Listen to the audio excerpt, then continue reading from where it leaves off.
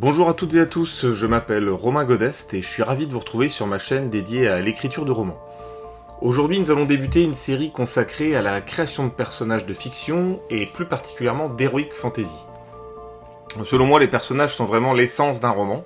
Ils sont plus importants que l'histoire elle-même. Ce sont eux qui font qu'on s'attache, que les lecteurs s'attachent à un récit. Et donc, je voulais vraiment y consacrer une série. Donc, pour ce premier podcast, nous allons analyser ensemble un personnage emblématique qu'on retrouve dans de nombreux romans d'heroic fantasy, le prince. Le prince est un personnage bien connu de tout lecteur d'heroic fantasy ou d'auteur de romans. Toutefois, il faut bien distinguer deux catégories, le prince héritier et le prince cadet, celui qui vient au deuxième rang dans l'ordre de succession.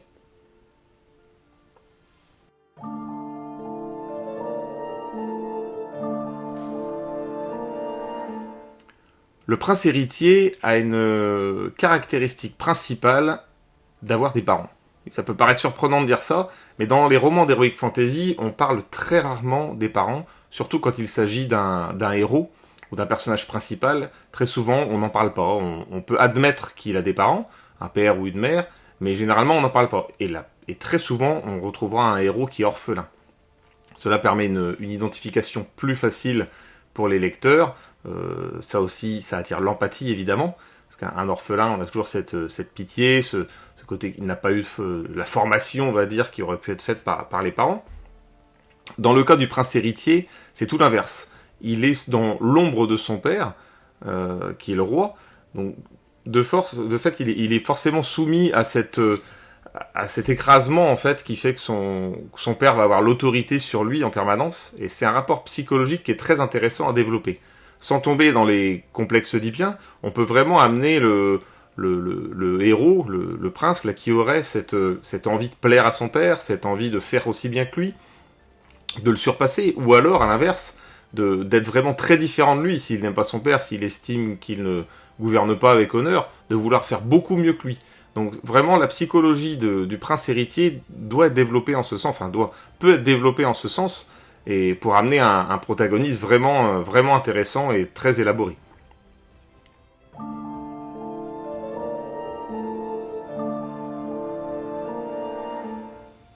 Qui est intéressant avec le prince héritier, c'est les responsabilités qu'il a. En tant que futur accédant au trône, futur roi, il ne peut pas se comporter comme n'importe qui. Vis-à-vis du peuple et des nobles, il y a forcément de grandes attentes, même s'il n'est pas encore roi. Si le roi est proche de la mort, s'il est vieux, le peuple et les nobles vont s'intéresser beaucoup plus à lui. Forcément, c'est le futur roi, donc on va vouloir s'attirer ses faveurs. C'est quelque chose d'intéressant aussi à décrire dans un roman, voir comment le prince est perçu en tant qu'homme, en tant que personne, mais également en tant que futur monarque. Donc ses responsabilités, il en aura déjà forcément au sein du royaume, mais il en aura d'autant plus tard. Donc le comportement qu'il aura en fait en tant que prince donnera aussi des indices sur comment il va être en tant que roi. Et la noblesse, évidemment, se comportera d'une manière ou d'une autre en fonction de ce qu'ils attendent de ce futur monarque.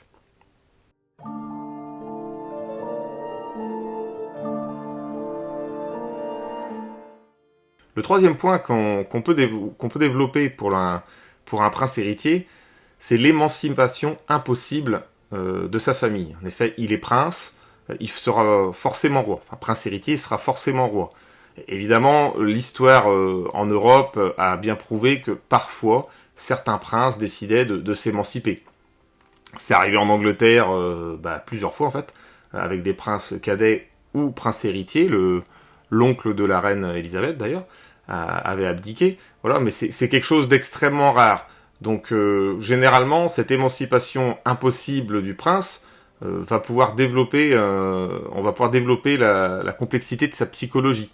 Là encore, il est forcément amené à être roi, et ça peut être écrasant pour lui de ne pas avoir cette liberté de choisir en fait sa vie, quoi. À l'inverse, si vous décidez dans la création de votre roman, de votre histoire, d'amener un prince qui décide de s'émanciper, là il va falloir vraiment, ça va être très intéressant mais également très complexe à amener, car s'émanciper dans un royaume, a forcément des conséquences. Est-ce qu'il sera toujours considéré comme le fils du roi? Est-ce que le roi va accepter? Comment ça va se passer? Est-ce qu'il va être banni? Est-ce qu'il va s'enfuir, tout simplement? Et comme une désertion, en fait, finalement. Donc ces choses-là sont intéressantes, mais voilà, très compliquées, parce qu'il va falloir vraiment justifier ça, justifier que le jeu envoie la chandelle, quoi, et amener pourquoi il le fait. Quel est son objectif? Est-ce qu'il a une mission qu'il s'est confiée? Est-ce que c'est tout simplement par amour? Que c'est une des raisons, c'est une des raisons principales hein, qui peut être amenée. Mais dans tous les cas, il va vraiment falloir que vous trouviez les mots justes pour prouver que ce n'est pas simplement un caprice, qu'il ne veut pas gouverner parce qu'il a une mission, parce qu'il a quelque chose d'autre de plus important à faire. Et amener aussi comment il va accepter le regard des autres sur son émancipation. Est-ce que ça peut être considéré comme une lâcheté, comme une fuite? Est-ce qu'il va le faire en temps de guerre? Et dans ce cas-là, on peut considérer, oui, que c'est de la lâcheté, qu'il abandonne son rôle. Et dans ces cas-là, vous pouvez facilement vous inspirer de l'histoire politique. On voit bien, nous, les politiciens en France, hein, tout simplement, hein, quand quelque chose ne va pas, un ministre, très souvent, il démissionne ou il se viré, et on peut considérer alors que oui, c'est un peu facile, quoi. Dès qu'il y a un problème, ils abandonnent. Donc voilà, ça aussi, il va falloir y réfléchir, pour que le lecteur n'ait pas une image biaisée de votre prince, à moins que ce soit volontaire, mais sinon, on peut considérer que le personnage sera mal aimé, quoi.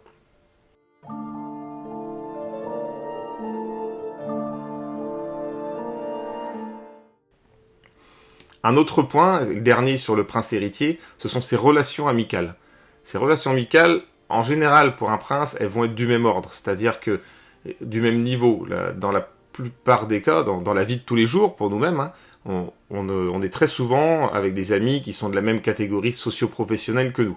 C'est dommage, hein, c'est un manque de diversité, et malheureusement, c'est ainsi. La vie fait qu'on rencontre des personnes qui sont dans un univers proche du nôtre.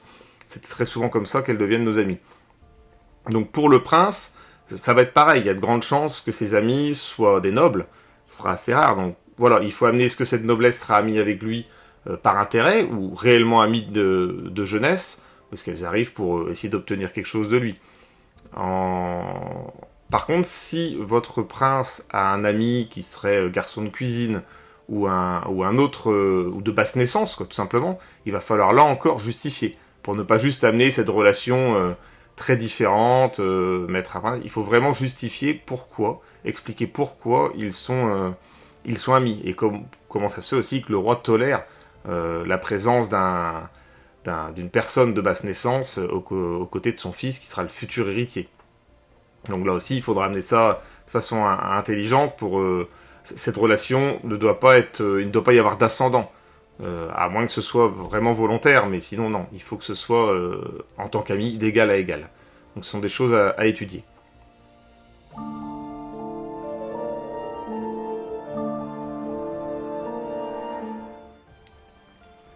Ensuite, nous en venons au prince cadet. Donc le deuxième cas de figure, c'est le prince cadet, qui lui n'est pas l'héritier, n'est pas amené à l'être, et du coup, il peut se retrouver très facilement dans l'ombre de son frère, lui. À la différence d'être l'inverse de l'ombre de son père, lui, ce sera de son frère. Son frère est l'héritier, toute l'attention sera portée sur lui, lui sera donc laissé un peu en retrait. Donc voilà, il faut poser la relation entre les deux. Est-ce qu'il va y avoir une relation franche et sincère, où le plus jeune frère admire ou respecte tout simplement son aîné, et accepte le fait que ce sera lui l'héritier, et que l'autre sera toujours au second plan, ou à l'inverse, est-ce qu'il se sent plus apte à gouverner que son aîné, qui sera dans ce cas-là peut-être tout simplement médiocre, ou alors c'est une vision biaisée qu'aura aussi par jalousie le jeune frère, mais dans tous les cas, là aussi, il faudra l'expliquer. Ça va être l'un ou l'autre cas, il ne peut pas y avoir réellement d'indifférence à ce niveau-là. Il faut avoir un avis tranché, il faut que vous ayez un avis tranché sur ça, pour ne pas laisser le lecteur un peu perplexe. Donc le frère cadet est intéressant dans ces cas-là aussi à développer, parce qu'il n'est pas amené à gouverner, donc il est beaucoup plus libre.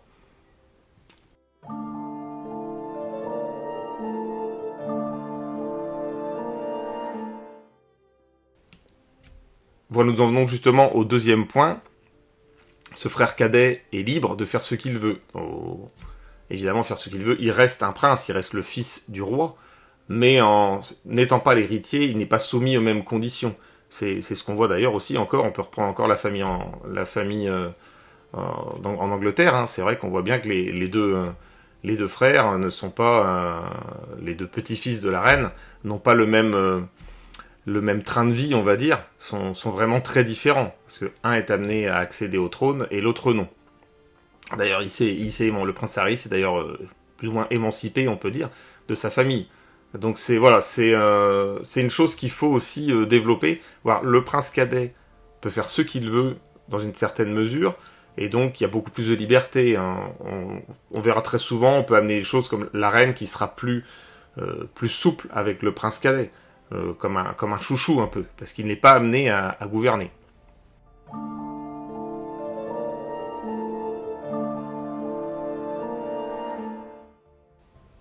Le troisième point, et là c'est un point qu'il faut éviter pour le prince cadet, c'est de tomber dans le cliché du frère assassin. Le frère assassin, c'est quelque chose qu'on a vu trop souvent, qui a été trop souvent mis en scène. C'est assez décevant finalement, parce que c'est quelque chose qu'on attend, que le lecteur attend, il y a ces coups de fil blanc, donc voilà, il faut vraiment pas aller là, sur cette voie, ou alors il faut la travailler, la justifier et faire ça avec précision. Donc c'est très complexe à mettre en place pour que on ne tombe pas dans le cliché. Donc c'est un stéréotype connu, donc je vous conseille de l'éviter, mais si vous le faites, travaillez vraiment autour de travailler ce personnage vraiment à fond pour pouvoir justifier ses actes et son envie quand même de tuer son frère. Ce n'est pas rien quoi, tuer son frère. Donc il faut vraiment que ce soit justifié.